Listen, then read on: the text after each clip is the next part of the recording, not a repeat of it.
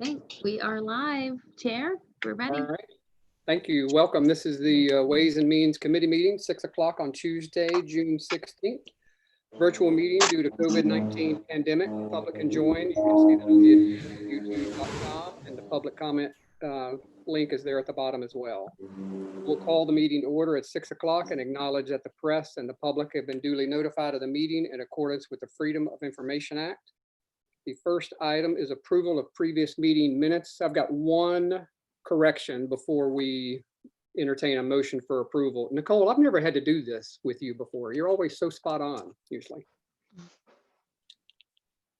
On page 6, the second set of voting on page 6, the nays should be Popson, Smith, Buchanan, Ward, and Carroll. You with me? Page 6 of the minutes. You're on mute, Nicole. I don't have them in front of me, but I'm writing down what you said. Popson. Okay. The second, yes, the second vote on that page should be, okay, instead of pounds, it should be Popson first there. Gotcha. Okay. Yep. All right. Thank you. Yep. So approval of meetings minutes as amended. Can we have a motion? Rusty, did I see a hand? So move. Randy, so move, and Rusty second. Good. Can we do the hand now, just out of curiosity? Desiree, how do you feel about hands for votes? I think we can do that for the minutes because they're usually not controversial, but for any action items, I think we should go with a roll call. Yeah, Okay. absolutely. Okay, thank you. Any other comments or changes on the minutes from last meeting? Nope. All those in favor say aye. Oh, sorry, Nicole, roll call it. No, she said show of hands was fine for a minute. Yeah, Very we can do show of hands for the minutes. All right, all those in favor? I'm raising my hand.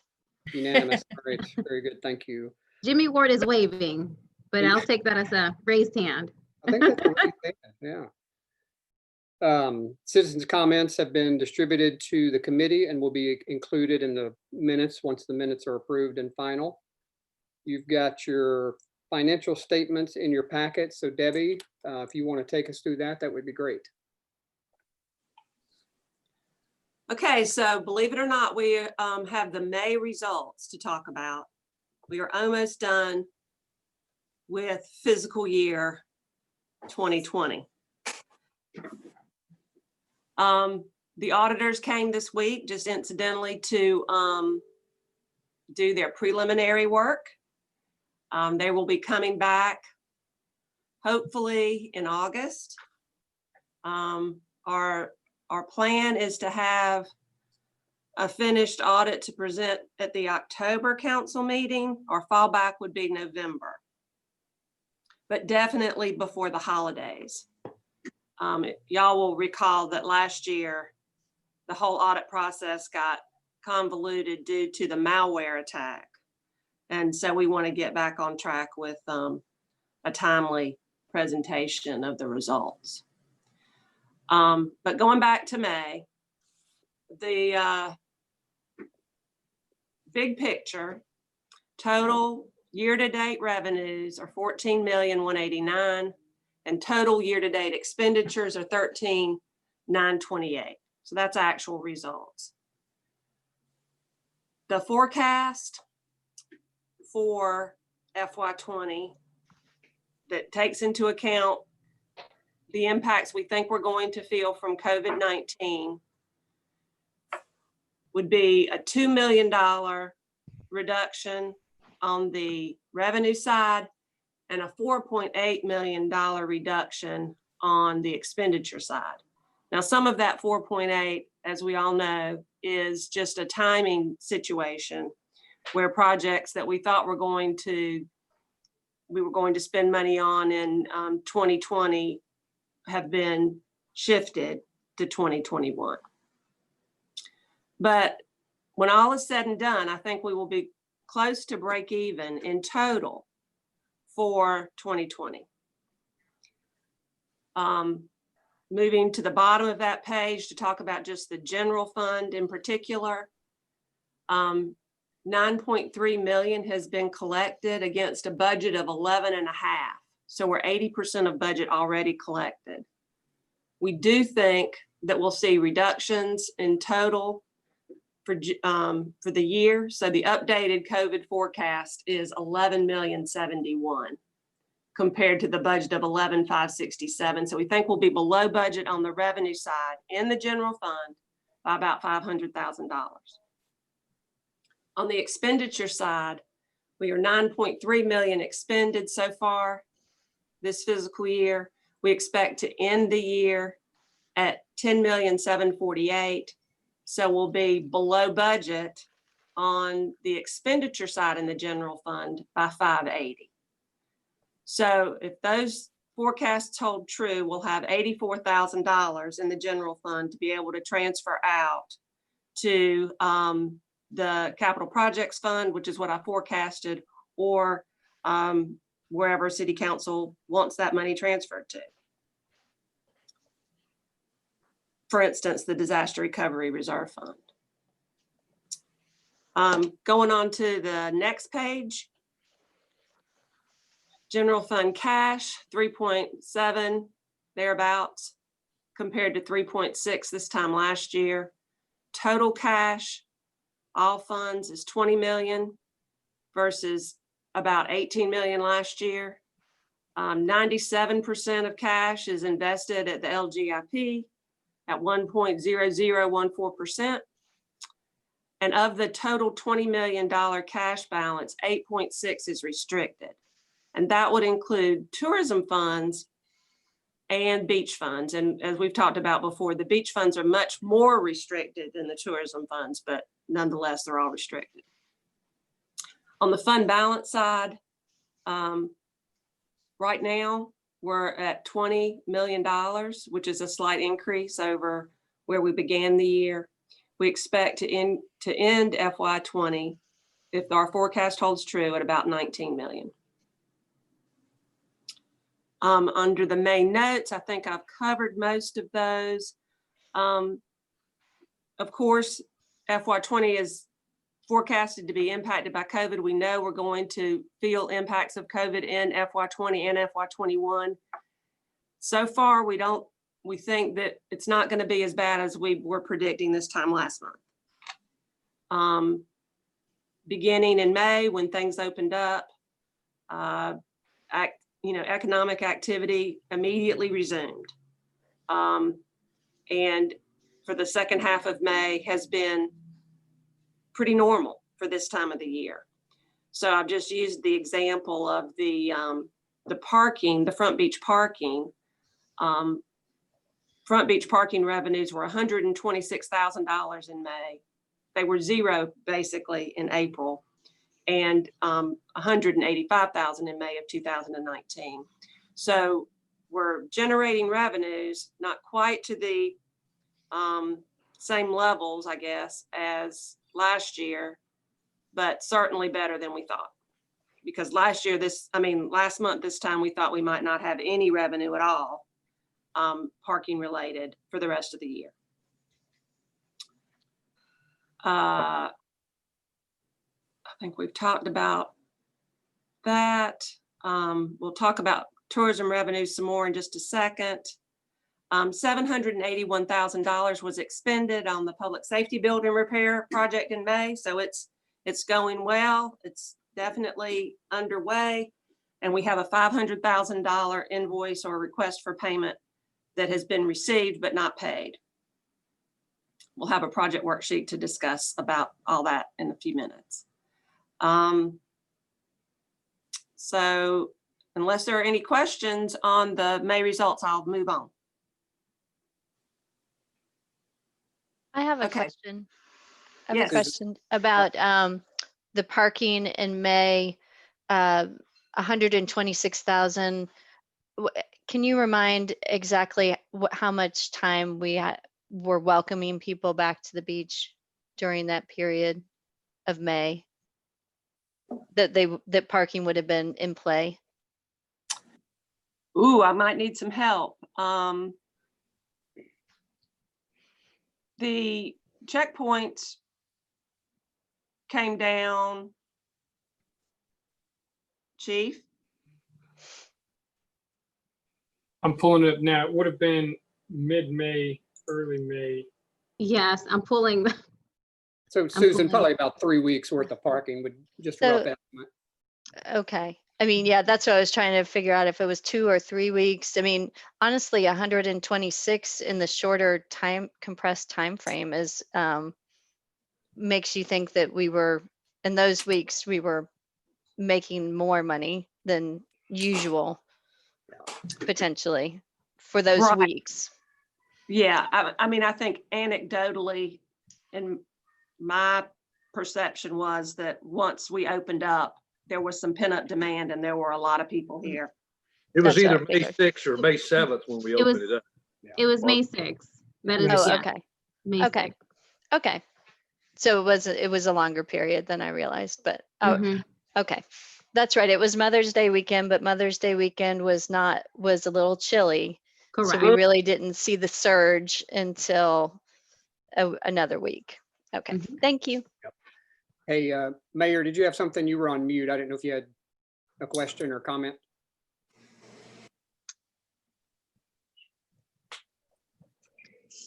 Jimmy, you're still on mute, just FYI.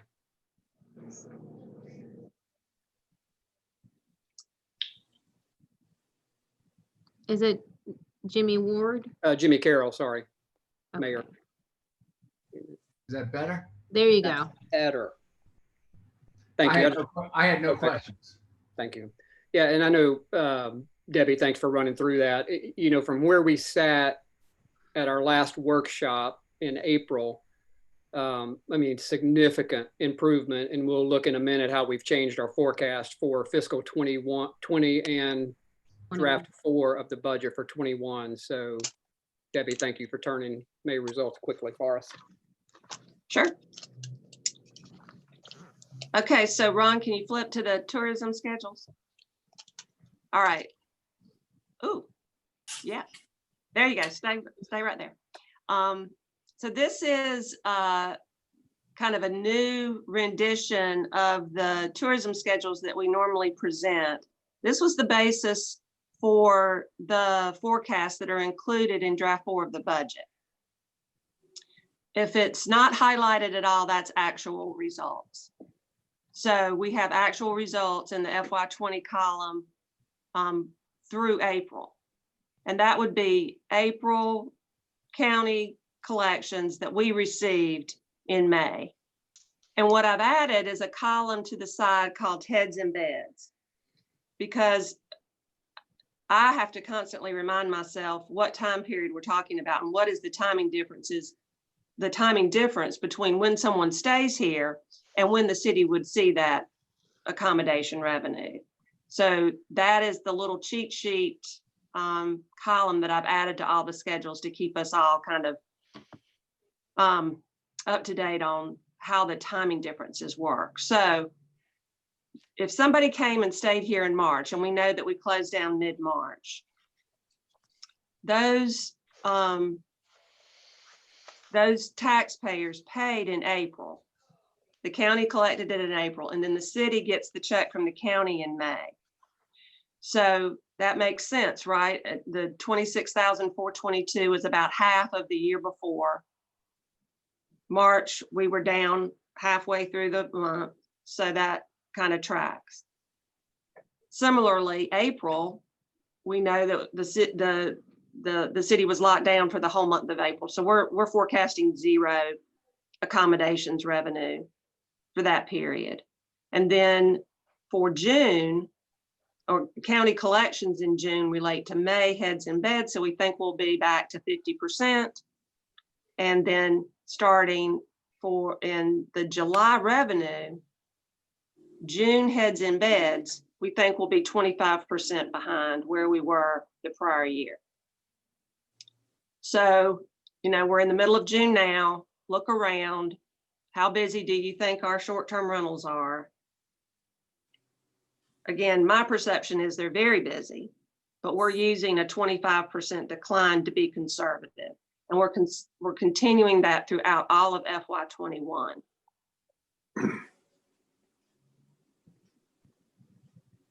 So that's kind of in a nutshell how we approached the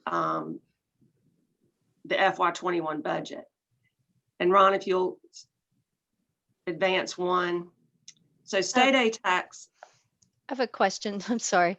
yes, Do we know the percentage of rental homes that we have versus hotel and condo? What percentage that in a usual year, how that breaks down to the revenue that we get? no. Mm-mm. And I'm trying to think if we could get to that. But a lot of the accommodations revenue comes in by, like for instance, Wild Dunes makes one payment. Mhm. And you know that Wild Dunes would include condos, the hotel, and individual single family residences that are all rentals. Okay. So I don't know that we could ever get to that. Okay. I asked, for the obvious reason that houses seem to be, I'm guessing, are booming, but hotels in some cases are not even open. So I'm just curious to know how that makes our big picture look. That's a good point. We should understand, if we could understand what percentage of our total hotels were, Mhm. that would, hopefully fall into our 25%. Mayor Carroll, you had a question? Yes, sir, Mr. Chairman, thank you. Even though it looks like the rental homes are booming, there are a lot of negotiated prices for the summer now. Mhm.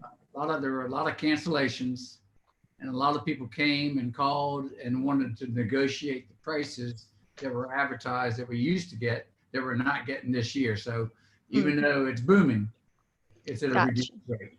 Yeah, good point. Good to know. Mayor, from Yes, your ma'am. perspective, how do you feel about the 25% reduction in FY21? I think we are doing better than we anticipated. I think you are doing a great job as for the forecasting. So I appreciate your being very conservative with the numbers. Do you think we're not being think so. conservative enough? Yeah. 25%, I mean, it's I'm gonna say it was within 10%. I think that we're going to have a lot of questions about the 25% reduction throughout tourism funds for FY21. And I think we all have to accept that it's based on a lot of unknowns that we're just going to have to revisit after we can see a couple more months of actual numbers. But yeah, I think some may say it's not conservative enough.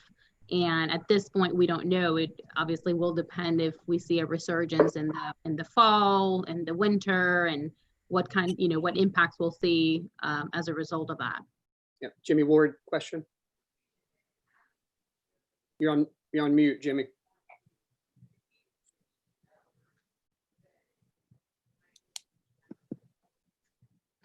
Let me help you. Here, there it is. There you go. Okay, can you hear me now? Yes. Okay, thank you. Up until last week, I was feeling pretty good about everything tending back towards maybe some steady numbers and steady increases. But as we all know, this past week and the past few days, we've had a spike in South Carolina.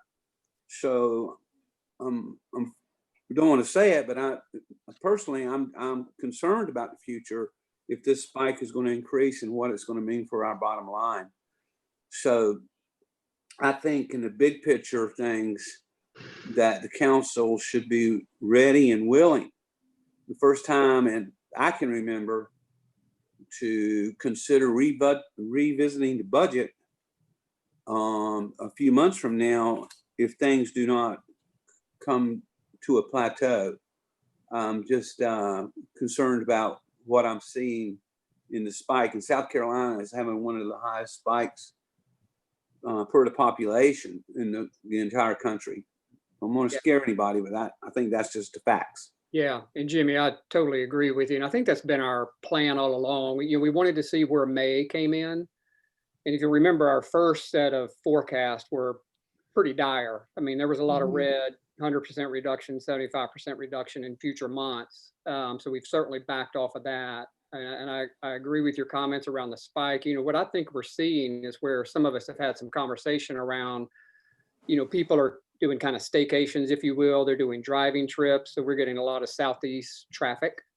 So I'm going to keep my fingers crossed and hope we stay there. I think Debbie and Desiree have done a great job on coming up with some reasonable assumptions, but I'm right where you are. If we need to adjust in another month or two, I'm with you. I think we absolutely step up and do that. Thank you. Totally agree. Okay, so just moving forward, I do need to talk about the Charleston County ATAX pass-through. We have been notified by the county that we will not be receiving the second payment for FY20, and they are not budgeting to distribute anything to municipalities for FY21. Whoa. Yeah, exactly. Yeah, and I'll expand a little bit on that. We were notified last week by the county staff that Charleston County was taking this approach. And, we went back and looked at the agreement that the city has with the county. And, it does say that the county reserves a right to unilaterally terminate the agreement, change the schedule on payment, reduce the payments, increase the payments, or make no payments whatsoever. However, the county ordinance requires that those funds that are collected in our municipality are spent within our municipality. And, we can go back and forth about what that really means, but, we plan on sending a letter to our representative and to Charleston County and pushing back on that position. We think that going from receiving a 20 to 25% allocation of the county accommodations that are collected within the Isle of Palms to zero, it needs to be renegotiated or discussed at least. We understand that the county, just like the city, has had an impact on the tax revenue, accommodations revenue, but like we're seeing, there is some activity. So there is some revenue that's being collected for FY and will likely be collected for FY21. So, the county budget is going for third reading on Thursday. So, we'll be sending a communication over to them, included on the record that they do commit to revisiting that decision before, throughout FY21 based on actual. Mayor Carroll. Okay, thank you, Mr. Chairman. Desiree, if I'm not mistaken, we're going to do a unified letter to the county on this. Correct. I mean, we've been talking for the past few days with our counterparts at other, our other neighboring communities that are also affected by this. And we believe that a unified sort of a county-wide approach would be successful. Thank you. Good job on that, Desiree. Thank you for coordinating that and being proactive on it.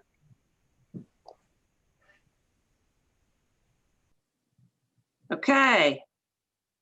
Hospitality tax. So we have one less month of timing difference on the hospitality tax since we collected ourselves. Again, we've added a column that says food and beverage sold in. So what we received in May was related to food and beverage from April. So you can see it's a very low number, $15,000. We expect the June number to be 75% reduction from the prior year, 50% for July, and then the 25% reduction starting next year. So starting in July, we expect people to be eating and drinking at least to 75% of what they were doing last year. At bars and restaurants, not at home. Yes, that is prepared food and beverage.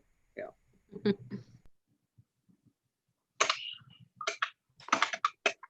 Okay, next one. So this is the beach preservation fee, which we've, it matches the mini A-tax slide. So we've already talked about that one.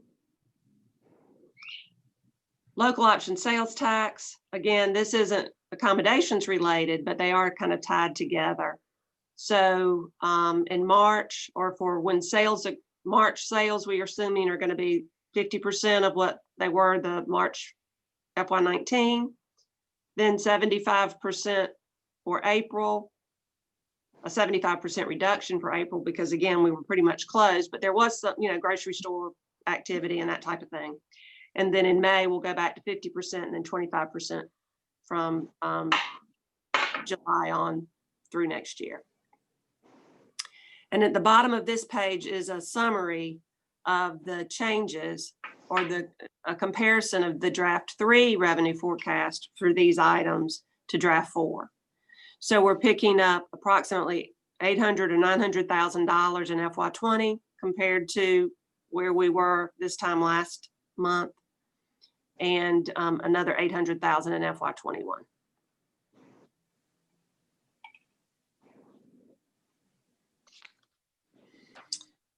Okay, this is the drainage project worksheet. Let's see the next page. You can see we had some spending in May. This is related to the outfall project and the small drainage, targeted drainage projects. Just engineering and design work. The construction for these, we expect to happen next year.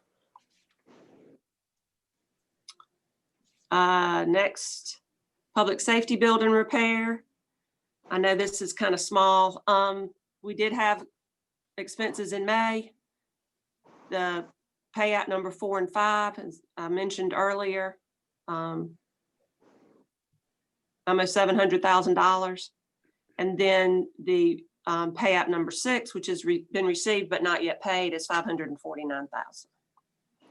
So after that payout, we would still have $3.5 million remaining on the construction piece of the total project.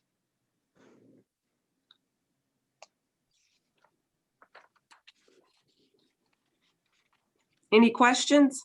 Kevin, Yeah, Mr. Chairman, do we know the percentage of completion? I don't have it in front of me, Councilmember Popson, but I can get back to you all with that information. I do want to, share with everybody that the project is, like we just saw in the project worksheet, on budget, but we are ahead of schedule currently. You all recall that last month, council decided to move forward with the simple design and not the large 2-story portico. And due to that and the fact that we've been able, the contractor has been able to overlap some work, and Chief Graham and Chief Garnett have, been very helpful in letting them into areas sooner than what we had planned. We're showing completed in November. Of course, that's weather permitting. If the past 5 years are an indication, we have had some excitement in the fall. So we are, being very realistic about it, but, just, it is a good sign at this point that we are ahead of schedule. That should help in some of the expenses related to the trailers and some of the other relocation costs. But I'll get you the exact completion percentage.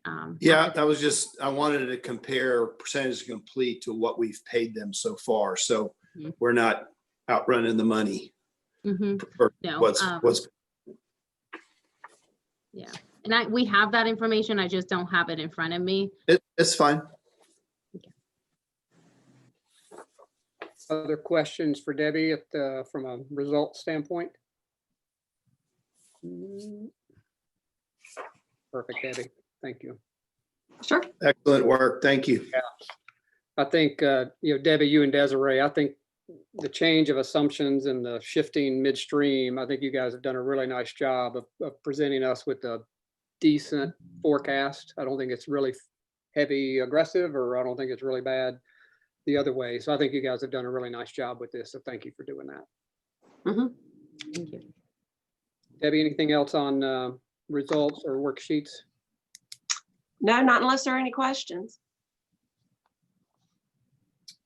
All right, let's move on to old business then. So this is discussion and consideration of the fiscal 21 budget draft 4. We've had the first reading of this at this point, and we'll have the second reading next week, but I wanted to give you, you've kind of heard the change in the assumptions. So what's on the screen right now is the changes to the fiscal year 20 forecast, and Debbie's essentially run through most of this. You see the revenue number adjustments of $1.5 million roughly. A little bit of cost adjustments, not much, but most of it's to the Visitors Bureau off of the increase in revenue for the most part. So our revenue is up $1.5 million. Our expenses are up about 135,000, give or take, for fiscal 20. And again, that's what those assumptions we looked at earlier with, the 25% to 50% and so forth. So the next page is the changes to fiscal year 20 budget. So again, not a whole lot of change here other than based on all those assumptions Debbie just ran through. The revenue side's about $1.3 million up. Again, based on the 25 and 50 and percents that you just looked at. We've changed some pricing in here, changed our expenses from a police personnel just to move them up, hiring a month earlier. Provision for a compensation study that we're going to talk about in just a minute. Just some cleanup numbers here and there, and so all in, again, an increase of our revenue, which increases the Visitors Bureau contribution from our part. So questions on, this is kind of the roll up of the budget sheets to give you a feel for what the changes were from the last time we saw that. Jimmy Ward. Yes, sir. Can you hear me? Yes. I think it's important to note, it's a small thing, but it is material, that this is represents all cash and non-cash expenditures. For instance, the bottom line depreciation, I don't have it right in front of me right now, but I think it's $45,000, as we all know. That's a non-cash expenditure. Depreciation is just the allocation of the useful life of assets over its useful life. So it's only 45,000, but I want to make everybody sure that they understand this is not cash basis. Yeah, good point, Jimmy. Thank you. Other questions, comments on draft 4 of the budget? Desiree? Oh, I think the mayor also had his hand up. Desiree, you go first, please. Sorry, Okay. Jimmy, I missed that one. So the only other thing that we would anticipate needing to change before ratification is the payment and delivery of the 95-foot ladder truck refurbishment. You all recall that was included, that's currently included in the FY20 budget, and it's expected to be delivered by the end of June, but we're in mid-June now, and Chief Graham may speak to this a little bit more in detail if need be, but it may be that we don't take possession of the truck by June 30th, which would mean that we would have to rebudget that same amount in FY20, in the FY21 budget. So it would be a timing component, but currently the FY21 budget does not include that. So that may change in the next, the ratified budget. Mayor, do you have a question or comment? Yes, sir, Mr. Chairman. I think Councilmember Ward said it earlier. The FY21 budget is a fluid budget right now. And we really, we're kind of feeling our way through how this summer goes. So everything is kind of up in the air on what happens this summer. I think what Councilmember Ward said is we may have to revisit this later on. Absolutely. Mayor, we wanted to get May results in to have a better feel for where we needed to adjust our revenue. Right. But again, that's just 1 month, of mostly a open back up. But, June will be very telling. July certainly will. So we will, to both your points, we will certainly keep that in front of us because I think we will need to make another adjustment most likely. I think all council members understand this whole process. Thank you. Yep, thank you. Bill, just quickly. Yeah, Randy. Yeah, I'm anticipating at some specific line item detail when we do second reading, we don't want to do this tonight at Ways and Means, but have a little bit more discussion on some specific items.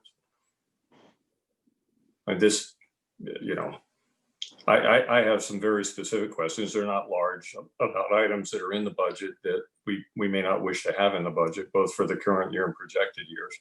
Yeah. Can we talk about those now? Why not? this Well, week? just the one, and I think we had some discussion, this predates the current real property, but back to the old real property. There's a budget line current year for dredging. There's a budget line for 2 years out for dredging. And the discussion prior was dredging is not a city responsibility for the marina, and it's a significantly large line item.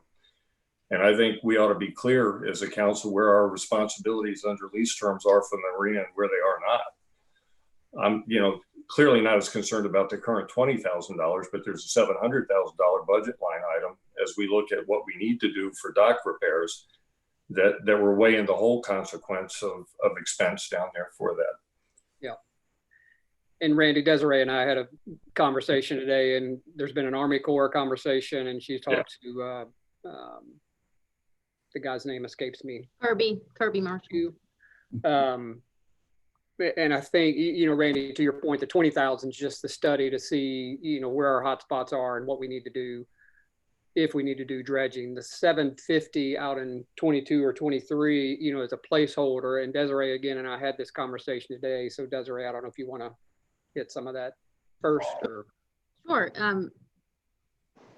Do you want me to go ahead? I see Jimmy Ward raising his hand, but. Just a quick point. Yeah. Oh. Go ahead, Jimmy. Just a quick point. Just so everybody know the history on this, Ryan knows it. Last time we did the dredging, and I agree with Randy, it's questionable whether we are responsible for that anyway. But the last time we did it, it came in 100% over budget. Whoa. It did. So I'm not saying it's going to happen this time, but we were all shocked. But we got in it so deep. Forget the pun, but that it just cost us a lot more money. I think that the point I was trying to make is it is not in the lease. Mm-hmm. And I think, we're looking at some significant marina investments, and I think we need to be clear as to where the MJV's responsibilities reside and where the city's responsibilities reside.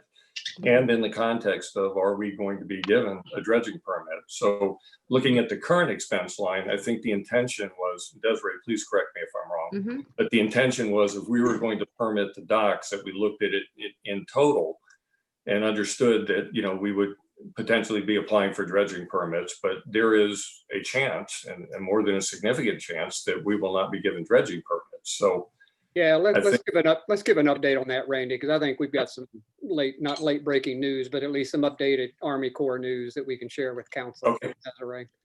Yeah, so I'll quickly I'll go back to the item in the 10-year capital plan. Is there are no funds allocated to that. It's sort of included in our planning document as a placeholder to remind us that is potentially coming down the pipeline, because we follow sort of a 10-year window between dredging.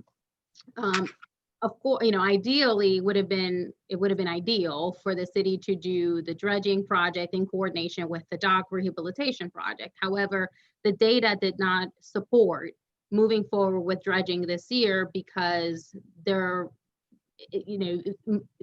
is some silt that needs to be removed, but not to the extent that would make feasible, or it would not make economical sense to do the mobilization and demobilization for that portion of area that would need to be dredged. So we're looking at dredging in a 2 or 3 year timeline in the future, right? So that's why it's included in a 10-year capital plan.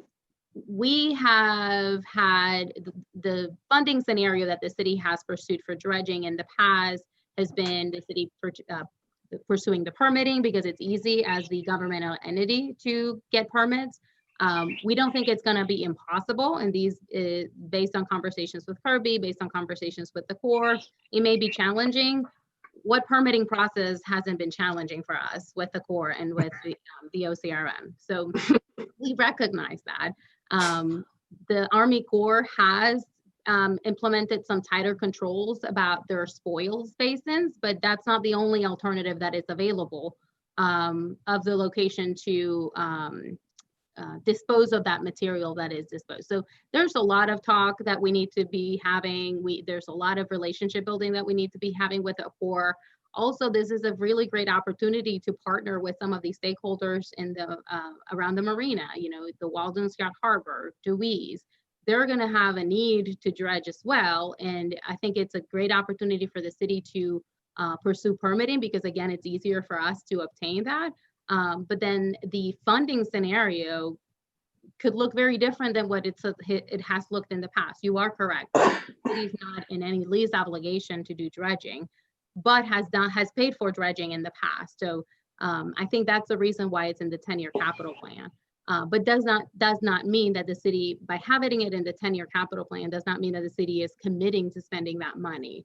It's sort of a placeholder for a project that we know, I think we need to prepare for, whether we pay it or we just facilitate it. I think we just have to be very careful about where our obligations are and where they're not, particularly with all the major projects that the city has in front of it. I completely agree. And those are conversations that we have started having internally, and we'll definitely be refining as we get through this budget year. Thank you. John Moy. Yep. Thank you. And related to that topic, we're obviously about to undertake a massive investment in our docks out at the marina, which is necessary and what we have to do to keep the docks in usable shape. The dredging, I guess my understanding was it was necessary in order to maintain the health of those docks in the long term. Is what I'm hearing that dredging is not necessary, that it will not adversely impact the massive investment that we're about to make in docks if we don't dredge? No, so what we're saying is that there is no urgency in dredging this year in coordination with the Marina Dock project. It is possible to dredge with the docks in place. It's usually how it's done. It's the most typical approach to dredging existing marinas. We looked at the bathymetric data from 2016, and it did not show the same amount of material that would need to be dredged as it has been done in the past. So part of the reason why there are funds in this budget to redo the bathymetric study that was done in 2016 is to confirm that and use the data to establish a more realistic timeline on when dredging would need to be done. Currently, the last bathymetric data results showed some silt along the intercoastal waterway, but not a whole lot in the Morgan Creek. And Kirby has had those discussions with the marina manager, and he agreed that there are no significant hotspots that need to be addressed immediately. Will the marina silt be unusable in 4 years? It's very highly unlikely based on the data that we have. Thank you. Yeah, so John, more just a timing of when, not if. Mayor. Mr. Chair, thank you.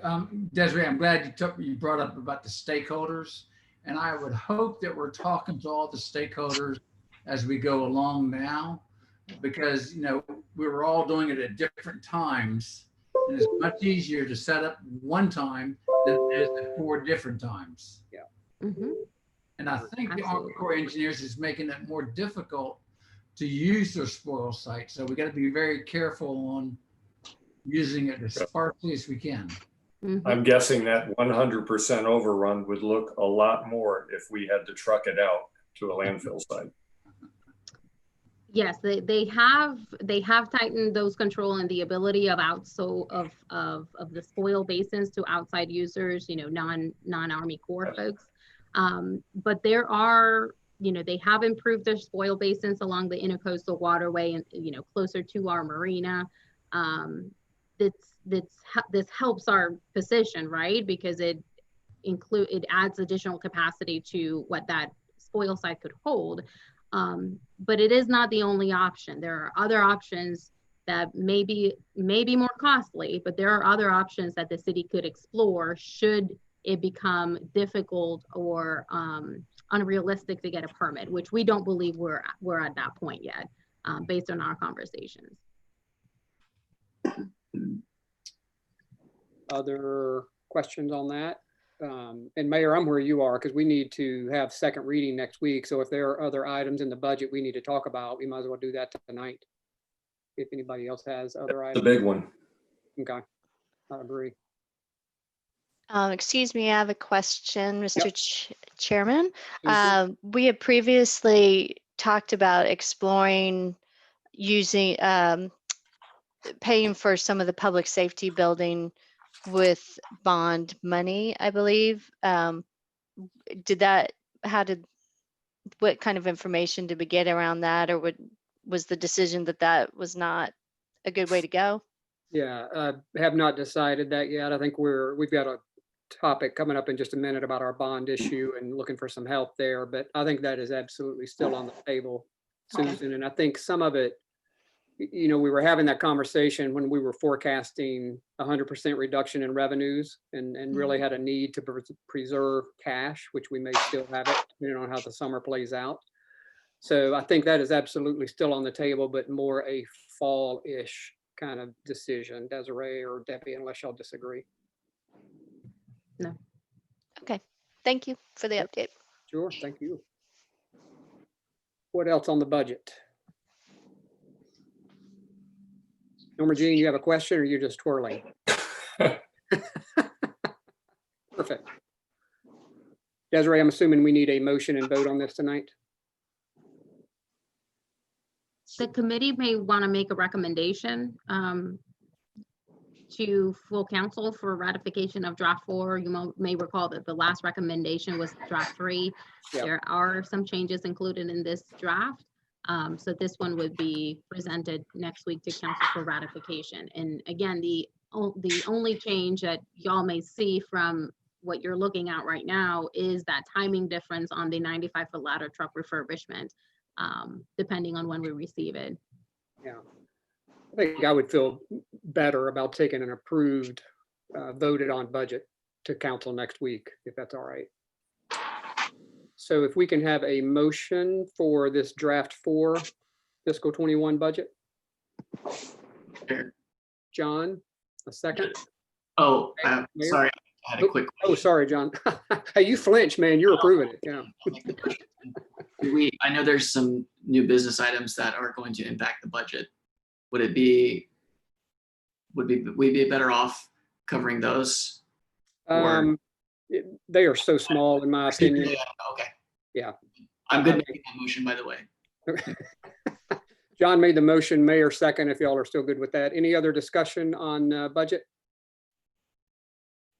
Nicole, let's roll call this one. Absolutely. Councilmember Streetman, Aye. Councilmember Popson, Aye. Councilmember Moy, Aye. Councilmember Buchanan, Aye. Councilmember Ward, Aye. Councilmember Bell, Aye. Councilmember Smith, Aye. Mayor Carroll, Aye. Chair Pounds, Aye. all in favor? Thank you very much. Thank you all for your participation in that conversation. Moving on to new business. First item is discussion and consideration of proposal from Thomas and Hutton in the amount of $18,900 for the conceptual study of the Waterway Boulevard path to evaluate the feasibility of elevating the path and provide opinions of probable cost. So if we can have a second and a motion and a second, we'll get into some detail on this topic. I'll make a make the motion to approve 18,900. I second it. Thank you, guys. Desiree, you got Yeah. information on the screen. Thank you. Yes, I'll sort of set the tone, and then Douglas is also here to fill any gaps I may leave or go any additional detail as necessary. You all recall that during our second budget workshop, we had some preliminary discussions about an opportunity to address the planned improvements to the Waterway Boulevard multi-use path between 21st and 41st in conjunction with the Phase 3 drainage project, and kind of use that opportunity to provide additional flooding protection in the area on the island along the intercoastal waterway between 21st and 41st. So we had some, more discussion with Thomas and Hutton, which, as you all know, are designing our Phase 3 drainage project, and asked them to provide us with a scope of work and a proposal to undergo some, review of data and develop some recommendations about how to do that, and look at the feasibility of what we are thinking about for that pathway is, to do it concurrently with any improvements. I think it's in the city's best interest to look at some added resiliency when it comes to addressing flooding and addressing sea level rise. Rather than doing it, after we improve the path. So we have presented to you all a scope of services and then the proposal from Thomas and Hutton to do this conceptual design and then development of opinions of probable construction cost. As you all, as we discussed earlier, the FY21 proposed budget includes funds for drainage, and we have increased that from 2.9 to 3.1, 3.12 to cover some potential, the potential construction cost of these improvements. That's an estimate. That was I would say a very, an educated estimate based on our conversations with Thomas and Hutton, but until we go through this exercise, we won't know truly feasibility and then true cost. Douglas? Yeah, Desiree, can you hear me okay? Yep, we can. So I would just add, and we can get into as much or as little detail as you want, but when Thomas and Hutton began this project, their first goal was to find the correct elevation to provide protection for, and they chose Joaquin, and that elevation was roughly 5 feet, ground elevation of 5 feet that they're protecting. This current plan protects up to. What they found that as the water goes higher than 5 feet, that's the point at which it overcomes the shoulders of the ditches and will make its way across Waterway Boulevard and primarily into the Forest Trail subdivision. So they knew that it wouldn't really be practical to make the seawalls at the ditches any higher than 5 feet because it was going to start going around. So when you hear that we are going to work on Waterway Boulevard and that basically elevating that path would be very inexpensive if it's going to be repaved anyway, the thought is maybe we could elevate it and go up from 5 feet to maybe 6 feet or higher and get that much more protection for relatively inexpensive amount. The complexities there come in it is not tough from an engineering standpoint to elevate the Waterway Boulevard path, but what does become complicated is getting the water that falls on Waterway Boulevard to be able to get out. So in a normal rainstorm that we're not creating a bowl on Waterway Boulevard. So that's really where it becomes more complicated, and that is what Thomas and Hutton would be doing. They would find kind of the sweet spot at which it's still relatively inexpensive to get some additional protection, but not becoming an engineering nightmare of getting the water off of Waterway Boulevard. That's all I really have to add. Thank you. Thank you. Mayor? Question for Douglas. Douglas, as we raise this waterway multi-purpose path, I walk it a great deal, as does everybody else riding bicycles and stuff. The roots from a lot of these oak trees are huge. As we put a layer on top of this, and these trees continue to grow, are we going to continue seeing a hump as the trees grow? Well, I think they would need to look at that, Mayor. That's something that we deal with on residential construction as well. And there are methods to treat and stop those roots from damaging things. And I think I was thinking more of the pine tree roots, but I guess there's also oak tree roots. But yeah, roots are definitely an issue there that we will need to get their advice on. And I think they could manage that though. Okay, thank you. Excuse me, Mr. Chairman, and Douglas, I was actually wondering if the upgrading of the path and raising it up might offer us some opportunities for more sustainability with the path, that perhaps the roots would not have as much of an impact if the path was higher. Is that possible as well? So as I have envisioned this elevated path, there's not really a lot of it that would need to be elevated. I think we're really talking about the section between 41st Avenue and where 36th Avenue would have kind of come through on the waterway. So it's not all of the path, and in fact, it's only that kind of short section that is really low. Once you get farther down waterway, it's just naturally higher than the kind of 6 to 6.25 feet that we would be looking at. And I don't know that there are a lot of, I just don't know. I haven't looked at it with an eye for how much the roots would impact it. Well, and maybe perhaps as part of their study, they could take that under consideration in terms of, are there opportunities to make that path more sustainable so we don't have to repave it so frequently from tree roots? Is that?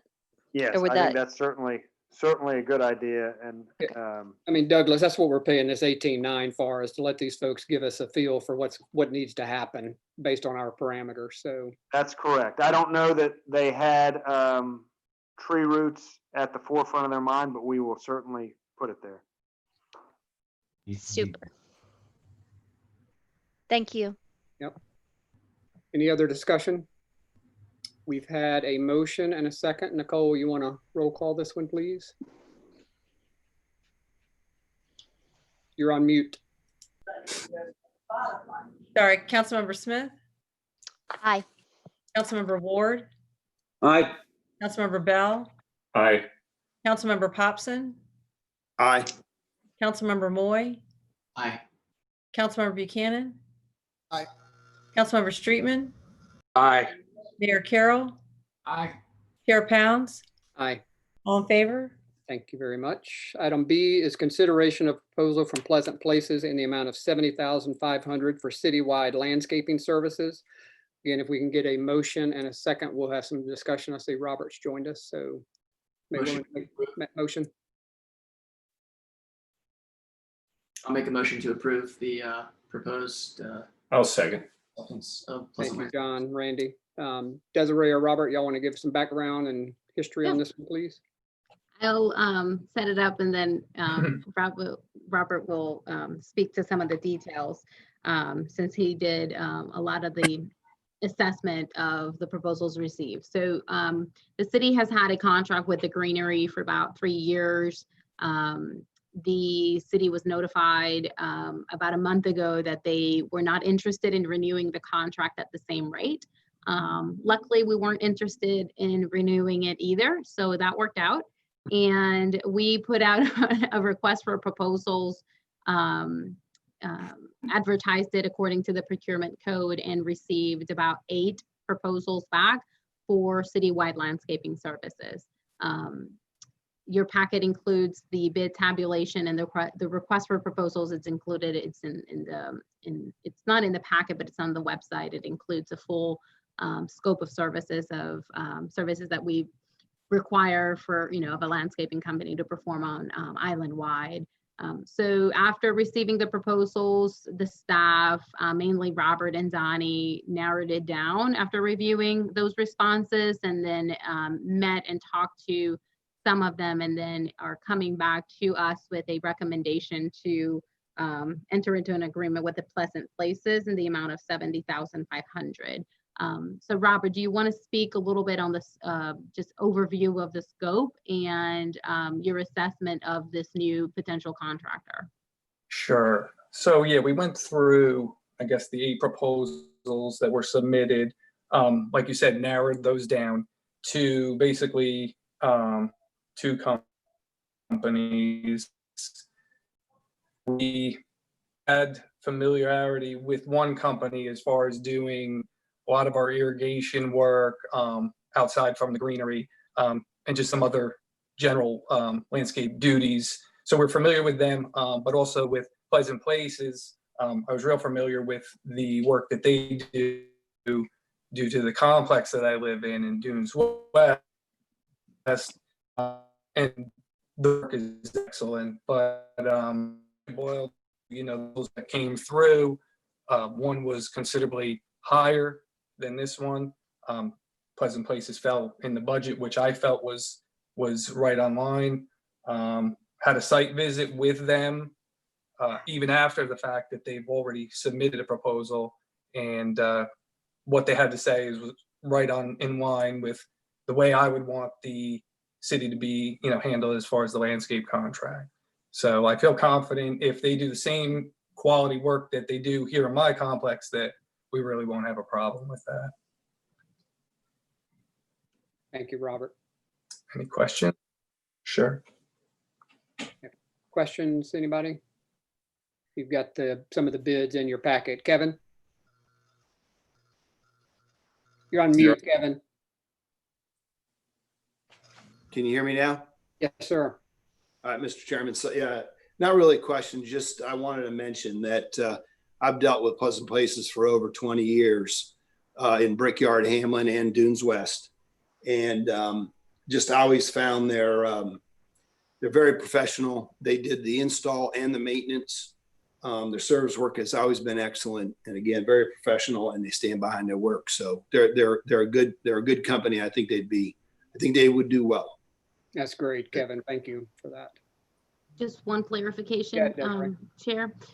Just for the record, the term of the agreement would be for 1 year, and we would have the ability to renew the agreement at the same rate for 4 successive 1-year terms, as long as we notify either the contractor or they notify the city, notify the cities their intent to renew at least 4 months before the contract expires. So we'll have an opportunity to reassess after a full year before we automatically renew. Okay, good. Thank you. We've had a motion and a second. Nicole, you want to run through roll call real quick? Absolutely. Councilmember Streetman, Aye. Councilmember Buchanan, Aye. Councilmember Moy, Aye. Councilmember Popson, Aye. Councilmember Ward. Oh, Aye. he's muted. I know. Aye. Thank you. Councilmember Bell, Aye. Councilmember Smith, Aye. Mayor Carroll, Aye. Chair Pound, Aye. all in favor? Great, thank you. Robert, thank you guys for your work there. I know it's a lot of work to receive a lot of bids You're and proposals and narrow it down. So thank you guys for doing that. You're welcome. Yeah. Next item is item C, consideration of recommendation from the Personnel Committee to include $20,000 in the fiscal year 21 budget for a wage and compensation study. Can I get a motion on that one? Motion to approve. John, second? I second it. Rusty, thank you. John, you want to give us a little background and comment here? Absolutely. Thank you, Chair. Yep. So this has been a topic of discussion for multiple meetings, so I don't think this should come as a surprise to anybody. But we are operating with really bad information and bad data as to the competitiveness of our pay. the final page of our packet has a suggested scope of work that city staff has put together that I think is really well done, particularly because it starts with the goals. And the goals are the recruitment and retention of great employees.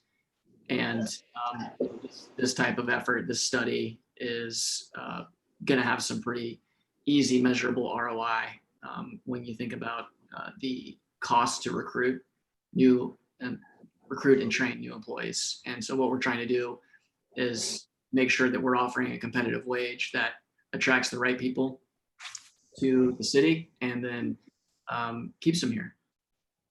So, I think this is necessary for us before we have discussions about the way that we offer COLA or merit or anything like this. It's really important that we start with making sure that we have the base wage is correct. And with a city of our size and our situation, compensation study is not super straightforward. It's not like we can look in Mount Pleasant and see how much they pay their police office, for example, because the scope of work is just so different. And so that's why we need to conduct a study. That's why it's important for us to engage with professionals who understand how to take an apples and an oranges and identify what's going into making a competitive wage. And so that they can tell us, here's the compensation package, here are the things that go into what's going to make somebody want to work for you and feel like that is the right pay grade. So Desiree, you probably could make some more articulate, eloquent additions to that, but that's all I've got to say for now. Thank you, John. Thank you. I guess I just wanted to add, part of our conversation during the personnel committee meeting is there's always a concern of what happens when the recommendations are presented. And we had some, significant discussion about, there has to be some sort of commitment from the cities on how and when and what and all the questions of implementation. And one of the requests and the items that were included in that proposed scope of work, which will be refined if we move forward with this initiative, is recommendations and cost of implementation. Because we don't want to go through this exercise like we did 20 years ago, which was the last time that the city had some thorough look at job descriptions and a market analysis to determine, competitive wages. Is that, I think that there was an expectation that council was going to implement all of the recommendations, and that did not happen. And we don't want to do that again. So we need a realistic and practical approach at creating some results with the recommendation that we get back from this study. And whether that's in a year, whether that's in 2 or 3 years or 5 years, we don't know. But we want an actionable plan for implementation that we can work off of for the next few years. Randy? Yeah, just a comment, and John, one of your favorite subjects as well. This, while a parallel effort, this should be a supportive piece of any strategic plan effort. I can't imagine getting through a strategic plan and not addressing people as strength, opportunity, weakness, threat, all the things that strategic plans do.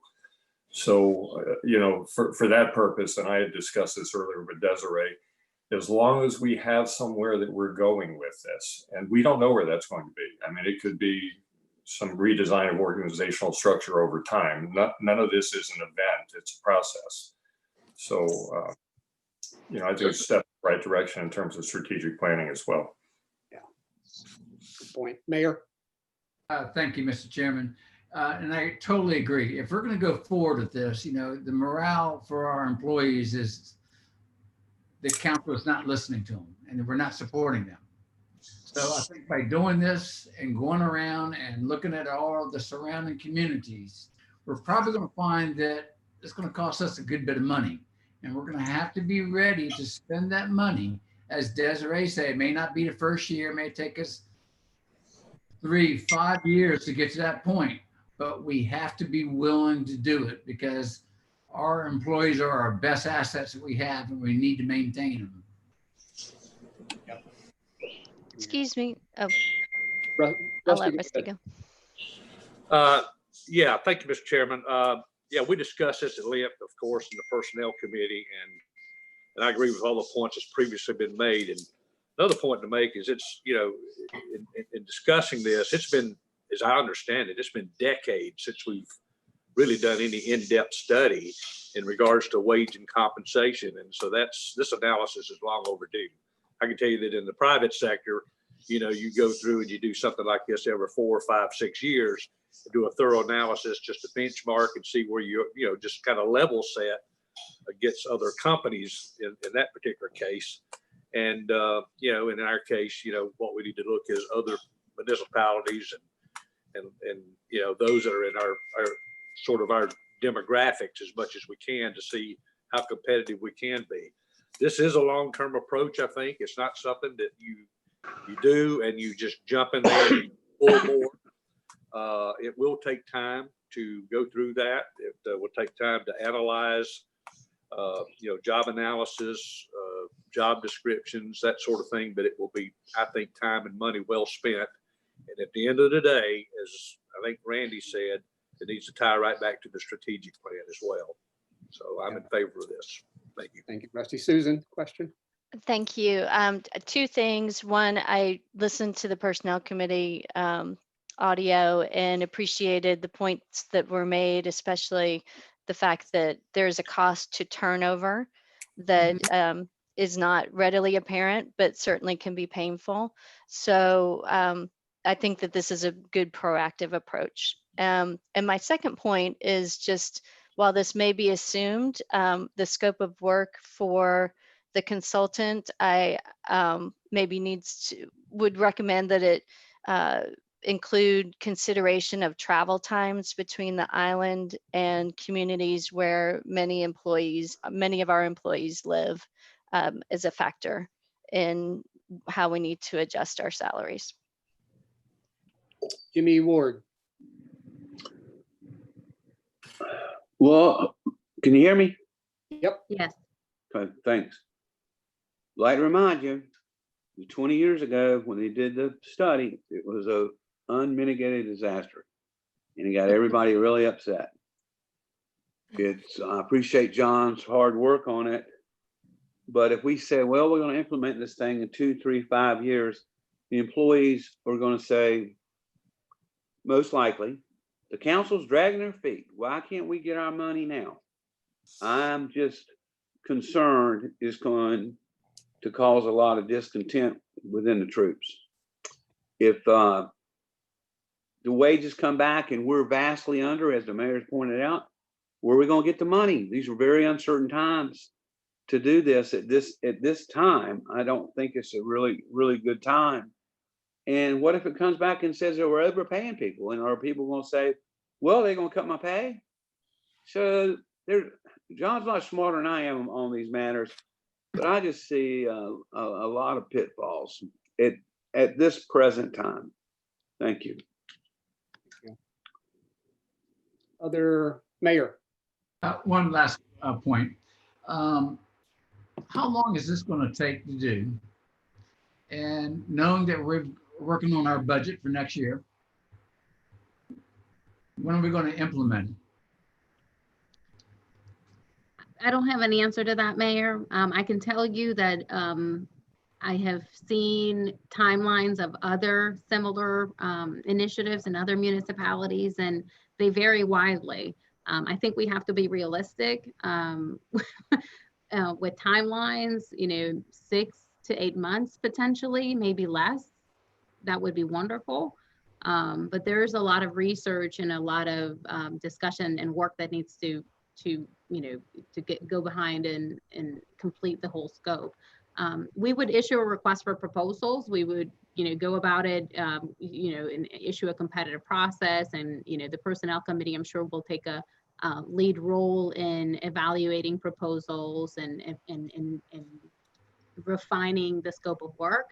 And all of those points can be taken into consideration depending on what the goal is for the city and expectations that we have for the completion of this initiative. Well, Mayor, go ahead, Mayor, sorry. Yeah, I think our employees are going to be very appreciative of our doing this. So again, I'm totally in favor of this. Yeah, And the only thing I was going to say, Jimmy, was, we don't know when we're going to start this study, right? Desiree, we don't have it targeted anywhere. So it's probably more likely going to fold over into the next fiscal year from an implementation standpoint, given everything else we got going on this fall for sure, but to be determined, I guess. So. All right, any final thoughts or questions? Nicole, you want, oh, sorry, Jimmy, go ahead, Mayor. You just said something that kind of threw me on a curveball. In the next fiscal year, we're talking about doing this for this fiscal year as for the study. Correct. But I'm just saying, if we started it in next February, say, for example, I mean, I don't know when we're going to start this. I don't know if anybody's got a time frame that they want to have it started. And my only comment was, we're not starting it on July 1st when our fiscal year kicks off. We may start it till whenever. So that was my only comment. Thank you. Thank you. Sorry, Jimmy, I wasn't clear. Ryan. And I think the way we need to look at this is the way we're looking at our revenues in our budget. We may have to revisit our budget again later on this year, as we're talking about, and to take a snapshot the next couple months of what pay should be, as opposed to, not 6 to 9 months what it should be. I think that could be vastly different. So I think while I understand the need to go through and look at the compensations, but it's all going to come down to who we hire as well, and the due diligence we do in that, because last time it was not well. That's a lot of times why it wasn't implemented last time. And so we just need to make sure we dig into it deep, find a good contractor that can go through and make it happen. Yeah, and I think, Ryan, the addition of doing the strategic plan at the same time and having an implementation plan around this study is going to be a critical missing piece from what I understand last time. So, Nicole, you want to roll call us on this one, please? Sure. Everybody ready? Off mute. Councilmember Streetman. Aye. Councilmember Popson. Aye. Councilmember Moy. Aye. Councilmember Buchanan. Councilmember Ward. Can you take yourself off mute, sir? I'm sorry. Aye. Thank you. Councilmember Bell. Aye. Councilmember Smith. Aye. Mayor Carroll. Aye. Chair Pounds. Aye. All in favor? Thank you very much. Good conversation. These next three items aren't going to require a motion and a vote, just more of an update than anything. So item D is preliminary discussion about upcoming requests from the IOP Water and Sewer Commission for approval of $16 million bond issue for the decommissioning and relocation of the Wild Dunes wastewater treatment plant. Just by way of update, Desiree, Douglas, and I had a prep meeting. Then we met with the IOP Water and Sewer Commission Vice Chair and staff. I guess that's been 3 weeks ago, give or take. I have since had a tour of our facilities of the water treatment plant. Jimmy Carroll's laughing. I tried to do it, Jimmy, on a day where it was cloudy and a little bit cooler. Not so lucky. And I know the history, or some of the history, some of you certainly know it better than I do, that, this has been requested of council before.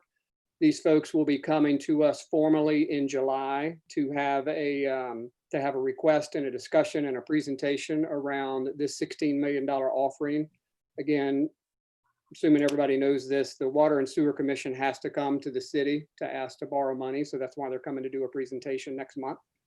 So again, Douglas, Desiree, and I've had a pretty good meeting with these folks, poked around a lot on the approach and numbers and rate consultant and how to present, the information that's digestible and understandable for folks that are not immersed in that industry at all.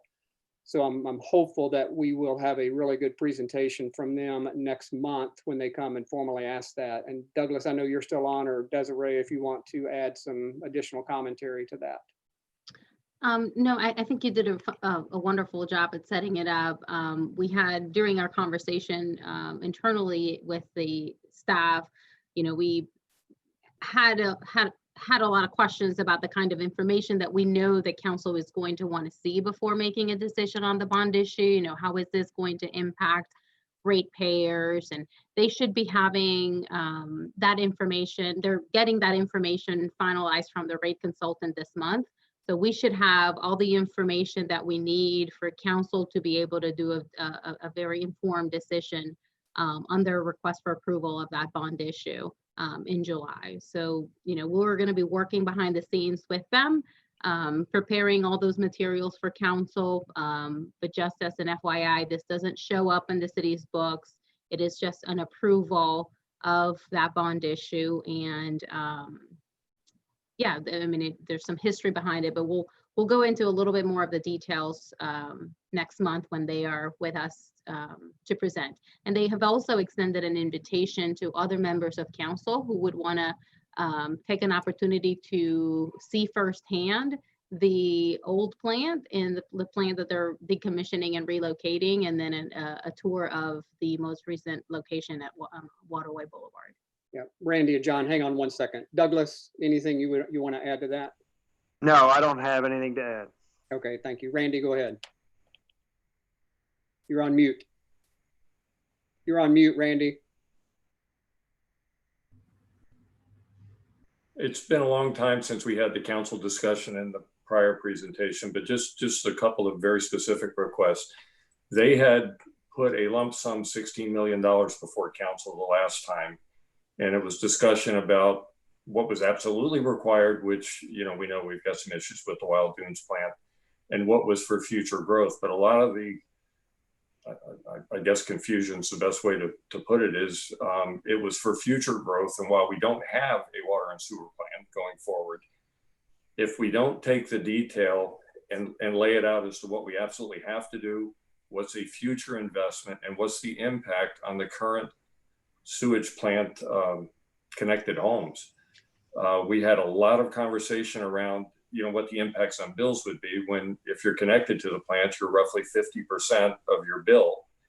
And we still had so much debate within this council of requirements to connect to the sewage plant over time. I just would like to see them separated, if we can, Desiree, as to what do we absolutely have to do, knowing that we've got a huge issue with the Wild Dunes plant, but the rest of it is very much future guided with what our policy is regards, planning commission recommendations and where we go with the septic systems we have on the island. Yeah, Randy, Desiree stepped aside, and that was a fair amount of our conversation when we met with the vice chair and the staff of the Water and Sewer Commission is exactly that. And kind of, we poked really hard and pushed really hard around the numbers. And, again, if you're not steeped in that industry, it's really hard to understand the volume, future growth, what it takes to, just replace the Wild Dunes plant. So again, we've asked them to do exactly what you're asking in some pretty good English. Yep. John Moy. Yeah, I essentially, I think was following the same track as Councilmember Bell, and mostly related to the holistic discussion of we've had some challenges in collaborating, working together, and that's not pointing fingers or blaming any one organization. There's just hasn't been a good history of communications between both of us, and we know that there's still a lot of work to be done as it relates to septic and sewer. And so I'd like to hear them casting more of the vision for how are we accomplishing all of this, and digging into the number, like what is this 16 million actually doing towards helping us accomplish it. Mayor. Mr. Chairman, thank you. As Desiree said, for those of you, and Mayor, I'm glad you went down there. For those of you who have not been down there, please go down there and take a look at the old plant in the Wild Dunes. Look at the new plant down on 41st and Waterway. The old plant in the Wild Dunes was a used plant when they built the Wild Dunes in the mid-70s. So just think about that. And it's a steel plant too. And steel in the low country and the weather does not last long. So they are patching that thing constantly. So anybody who has not gone, call Bill Jenkins or Terry and go get a firsthand smell test tour of the plant. On a cool day. on a cool day. Yeah, and Mayor, as you know, they do it very strategically. You go to the Wild Dunes plant first, Yeah. then you go to the nice new shiny one second. Very smart on their part. Yeah. Other questions, comments? And and those of you that have been on council and walked through this before, again, I wasn't here and didn't hear it, but have been briefed. And again, we pushed really hard with them a few weeks ago when we met to not have what happened last time, Randy, to your questions and to everybody's questions. So, we'll keep pushing that pretty hard. But I would echo the mayor's comments. It was probably 2 or 3 hours. I did the water plant as well. It's time well spent because it's to Mayor Carroll's point, it's very interesting to go see the Wild Dunes plant and you can see where, the pieces of steel that they soldered back together, welded back together, they're all numbered. It was like a jigsaw puzzle that they put together in the 70s, and who knows how old that tank really was when they first bought it. So good conversation. Thank you. Next item is E, discussion about engaging financial advisor to guide and assist with proposed debt issues related to the Phase 3 drainage and Marina Dock rehabilitation projects. We've got 2 bond issues coming up this fall or somewhere in our next fiscal year. Debbie, Desiree, and I have had multiple conversations with our banker and 2 financial advisors that are really the 2 premier players in this industry and in the Southeast around advising municipalities on these type of funding arrangements. We've got money in the budget to help us with this. And I think Debbie's done some analysis, but where these folks can help us is on rates, terms, and availability of money. And I think they will much more than pay for themselves by the time we get through with these 2 bond issues later this year. So Debbie, I don't know if you have anything you would like to add to the conversations we've had with these folks. No, not really. Both were good firms. A lot of experience in municipal financing in South Carolina and North Carolina. I think, like Philip said, that we'll see that they will pay for themselves in a better rate for the city. Yeah. I think we've got some pretty high rates being a relative term. I think 4% and 5% are in our assumptions for these two bond issues, and I'm hoping we'll come in well south of that with these folks' help. So, questions or thoughts or comments around that? Jimmy Ward, you're on mute, Jimmy. And Desiree has stepped away. Sorry. Never mind. Got it. Now we're playing charades. I love it. He was off for a second. There you go. You're on. There you go, Jimmy. Just a quick comment. As you well know, Philip, a good finance company, they work for nothing. Yeah. As you mentioned, they pay their whatever they charge you, it's well worth the money spent rather than us flying by. Yep. Thank you, Jimmy. I agree. Desiree, we were just wrapping up the conversation on the financial advisor. Anything you want to add to that? No, I'm good. Thank Okay. you. Yep. Next Lots item. more to come. Yeah, definitely more to come. Next item is item F, discussion about implementing the use of consent agendas to facilitate more efficient meetings. Desiree and I had this conversation after our last council meeting. Councilmember Buchanan was nice enough to point out, I took an hour and a half, I think, in the council meeting after we had just met and talked about everything the week before in the Ways and Means Committee. So just attempting to make that council meeting more efficient, there's a thing called a consent agenda that you can really just quickly approve a laundry list of items that you fully vetted, you've already talked about, you've already voted on, particularly if they're unanimous and non-controversial. You can really just put them as a line item on the agenda and really keep moving and not have to discuss all those items again. So the logistics of it, any one council member can say, hey, I'd like to pull that one out of consent agenda and have a deeper conversation again. And that's certainly fine. It just takes one member to do that.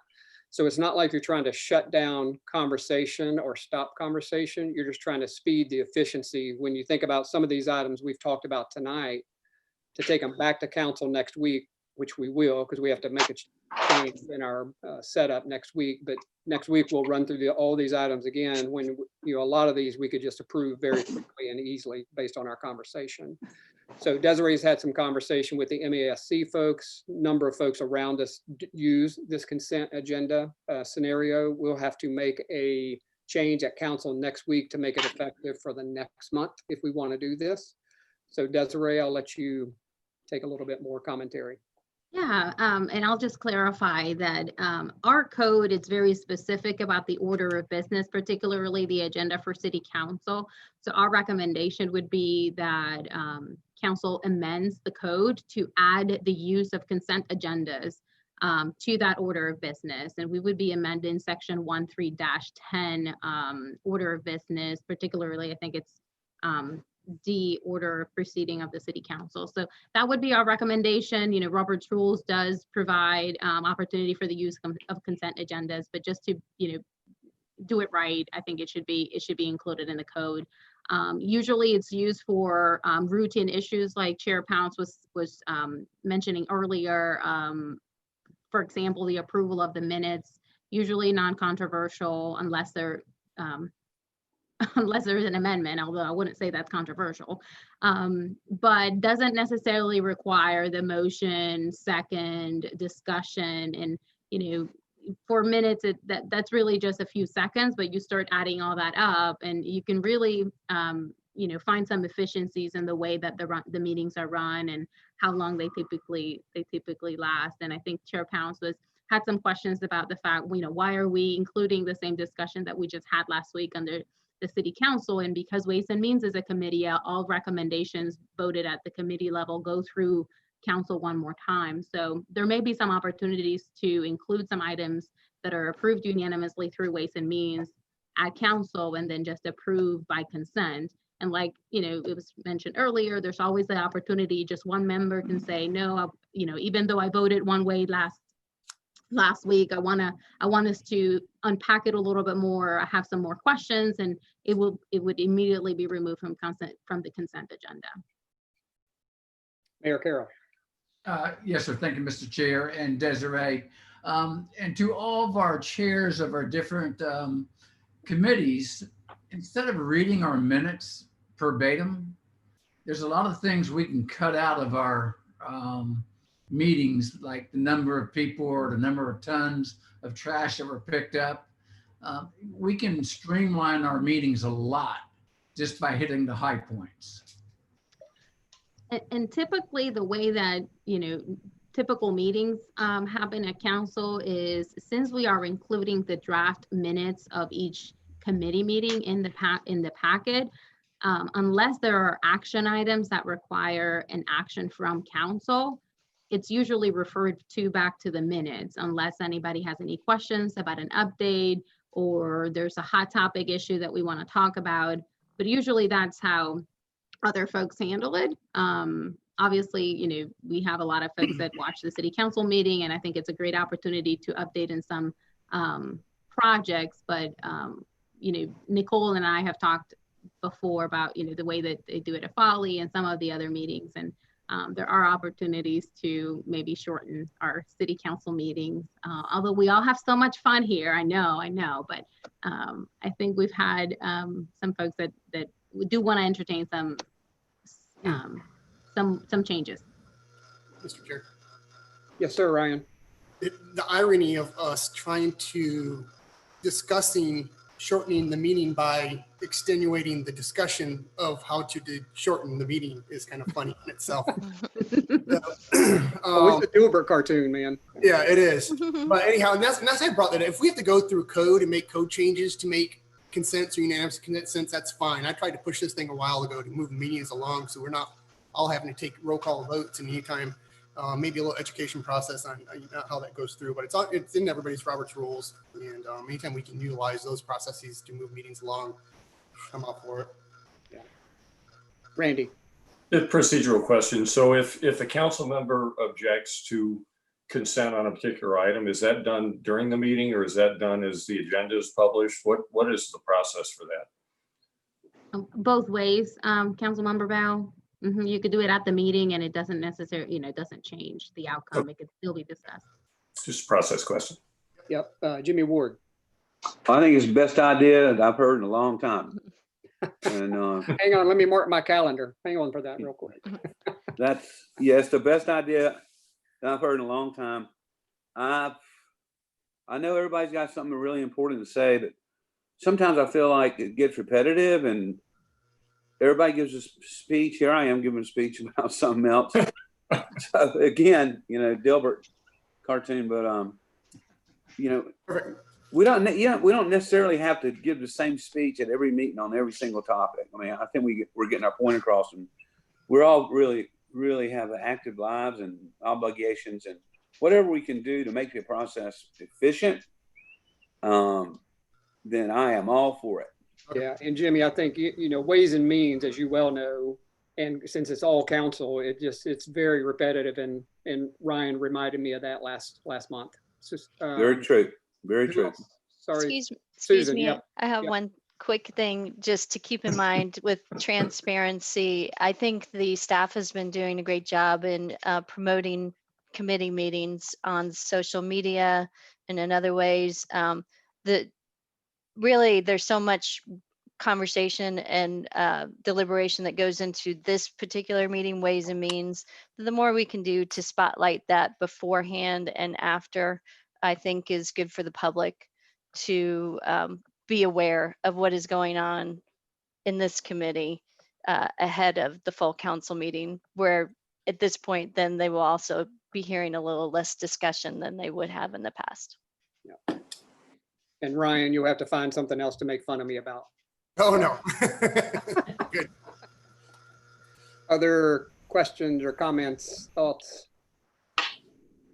And Mayor, this, if you're okay, I mean, this will be on the agenda for next week's council meeting to more fully have a conversation and vote to change our code if we want to. Desiree looking at me and say, yes, it is on our agenda.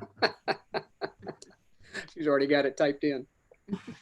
Our last item is G, discussion and consideration of marina restaurant lease proposal. Desiree, before we go do miscellaneous business and executive session, you want to give a little background here on this particular topic? Absolutely. So you all recall that back in December of last year, City Council voted to enter into exclusive negotiations with the IOP Families Group for a lease to the Marina Restaurant building at the Isle Palms Marina. We had that conversation and some work went behind after council awarded that exclusive period of 90 days. Do the math, 90 days came right in March when our lives were completely changed by the COVID-19 pandemic. So at that time, we granted another extension to the IOP Families Group, who remained interested in conducting the due diligence with the building and developing a counter proposal to the city's proposal that we submitted to them after the due diligence period began.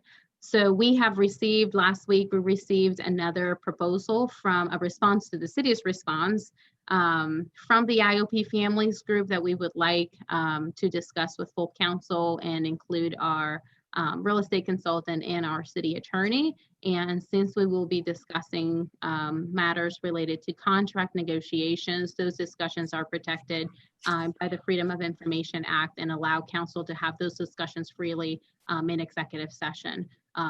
So we would be having those discussions again on the details of that proposal and some of the questions that we need council to give staff and real estate consultant and city attorney some direction on. Yeah, thank you, Desiree, for running through that time frame. Ryan? Just real quick, and I'd like to say that John Bushnell gave a really good presentation and on what they had to do and why this process has taken, I guess, so long. A lot of citizens and residents are asking why they're not getting information, why is this taking so long? And they had to go through and basically redesign and re-architect the building in itself. And he did a real good presentation, and that is within the real property minutes and information. Good point, Ryan. Thank you. So let's cover miscellaneous business real quick. Our next meeting is Tuesday, July 21st at 6 p.m. And then we will need to go into executive session in accordance with section 30-4-70 of the Freedom of Information Act for discussion of contractual negotiations related to the marina restaurant lease proposal and receive legal advice. Upon returning to open session, the committee may take action on matters discussed in executive session. So a motion, oh, go ahead, Desiree. Well, I just wanted to say that you all received from Ron a separate Zoom link and login information so that the live stream will remain active while we have those conversations through another link, and then we'll return to this one should any action be taken by council. So a motion to go into executive session. Do we have to say that all over? Can we just go so moved? So moved. That. Second. Second. All in favor? We just do it. Sorry, I missed who the second was. I second. Rusty Thank you. treatment. And Nicole, you okay? Just show of hands on this one. Desiree, I Yeah, defer to you sure. on that one. Yeah. Sure. Let's try out this unanimous consent. Yes. All those- I am raising my hand. Same here. All right, to Desiree's point, you need to leave this meeting. Ron sent a second session out at 4:15 to go to that one. So see you on the other side. You're off record at 7:41. Thank you.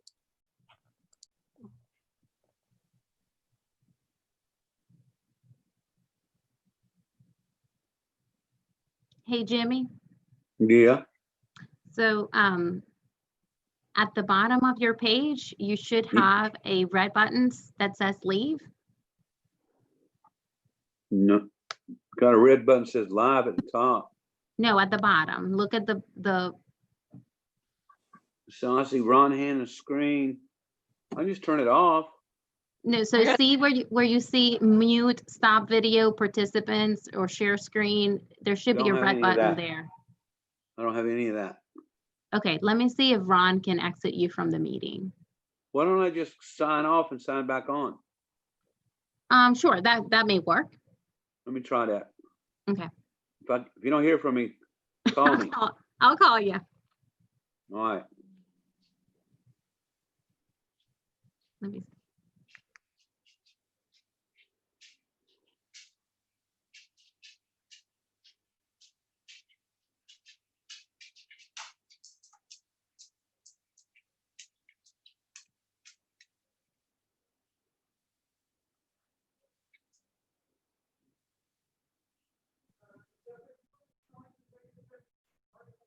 No,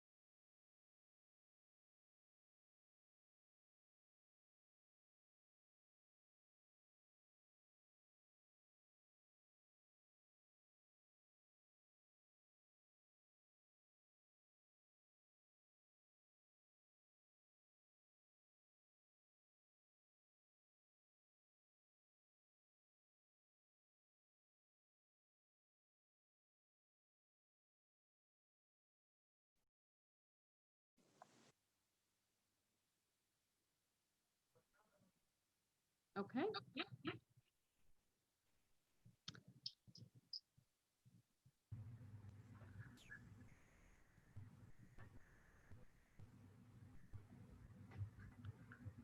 Hey, Ron, can you stop sharing your screen? Yeah, please. Hey, John. All right, let's see. That's a quorum. Yep, we have a quorum. Bonnie.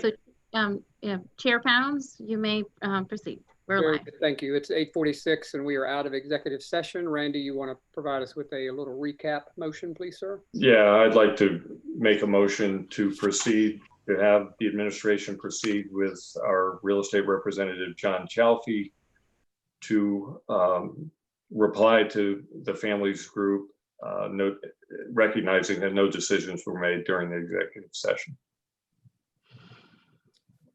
Second. Second. Thank you.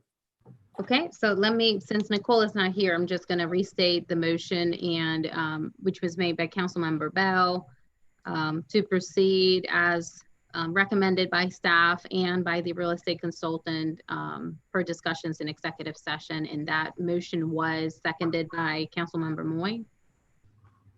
Correct. Okay. And we just for the record, we came out of executive session at 8:51. Any other discussion? Desiree, you want to show of hands or you want to do a quick roll call or on that? I will do a roll call. All right, fire away. Okay, Councilmember Moy, Aye. Councilmember Bell, Aye. Councilmember Popson, Aye. Councilmember Streetman, Aye. Councilmember Smith, Aye. Councilmember Ward, Aye. Councilmember Buchanan. Aye. You there? Okay. Mayor Carroll Aye. and Chair Pounds.